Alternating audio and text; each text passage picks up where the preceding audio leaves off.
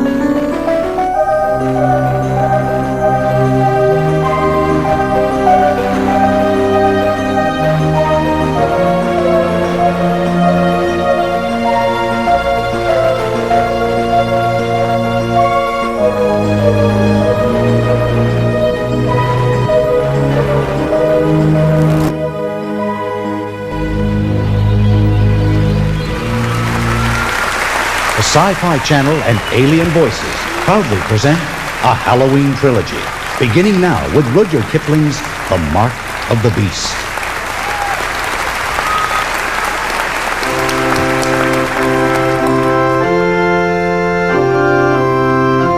In the name of the Father, and of the Son,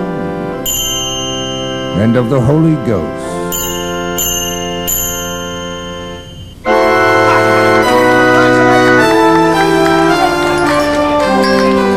Lost touch, Strickland and I, after I left the regiment, so I was surprised to receive an invitation to his wedding. It was not until later that evening at the banquet that the memories of our horrifying experience came flooding back.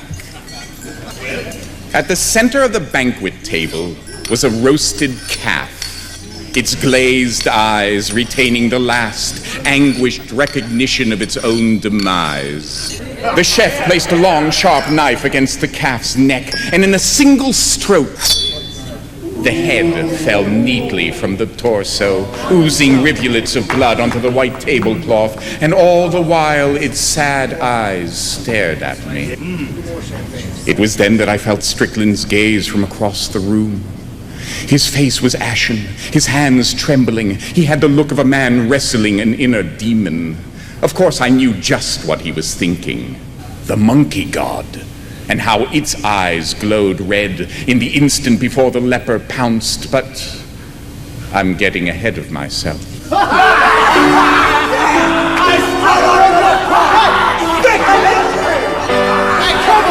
My story began 7 years ago in India, the Punjab.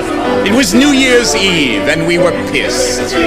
Strickland was a decent enough chap, but Fleet, an unassuming little man, was a beastly drunk. Why we suffered his company, I shall never know.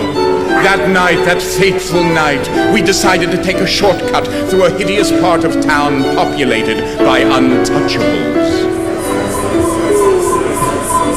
My God, this place is a running sewer. Hindu stick is everywhere, and listen to that sing-song nonsense.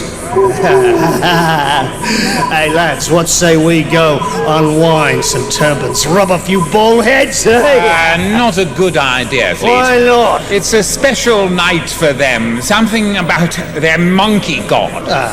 Where's your backbone, man? Where's your British pride? Listen to that.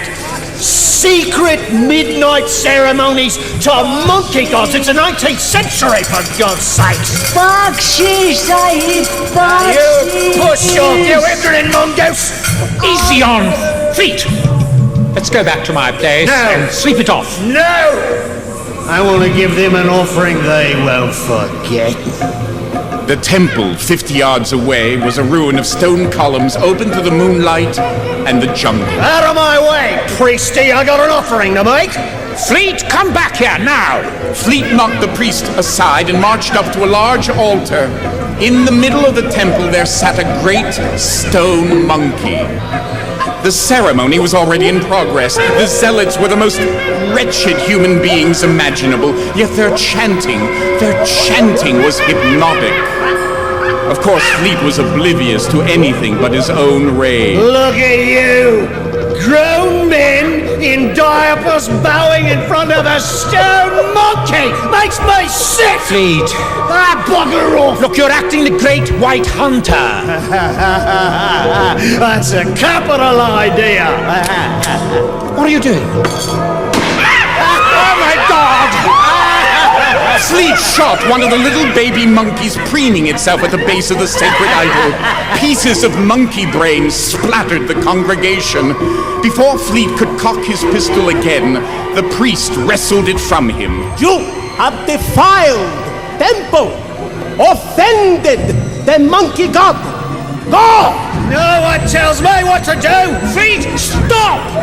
Then that fool bounded up the altar steps, took the lit cigar from his mouth, and snuffed it out right in the middle of the monkey god's forehead. That is what I think of your monkey gods! We were horrified. Fleet, look at the statue's eyes. The eyes of the stone monkey began to glow like hell's rubies.